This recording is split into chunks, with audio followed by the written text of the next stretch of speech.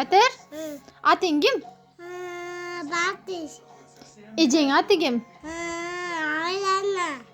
Тайтаң аты кім? Evet. Iya.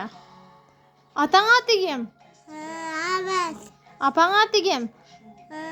Batıkı. Тағаң аты кім? Datın takım.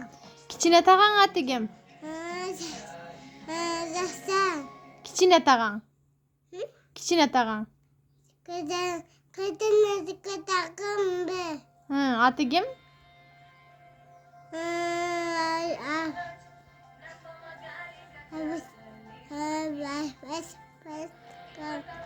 Қарағын.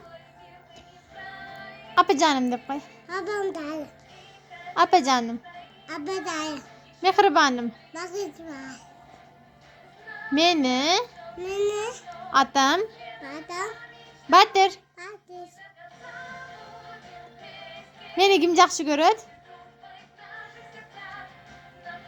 Titi tatı kızım. А? Titi tatı kızım. Мен сізді жақсы көремін. Baba. О, Bunu kızım. Батыр, Hı. магазиннен не аламыз? Bak. Kadın batı. А? Bak. Kadın batı. Магазиннен не алып жейбіз деймін. Hı? Магазиннен не аламыз? Barasa. А? Barasa evet. Дағы?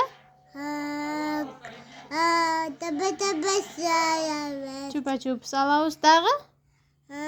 Kabada evet. Колбаса. Дағы? Badilin evet. Бадырың алабыз. Дағы? Kabada evet. Колбасаны айттың ғой. Ақша бар болар ғой? Hı? Ақша барбы?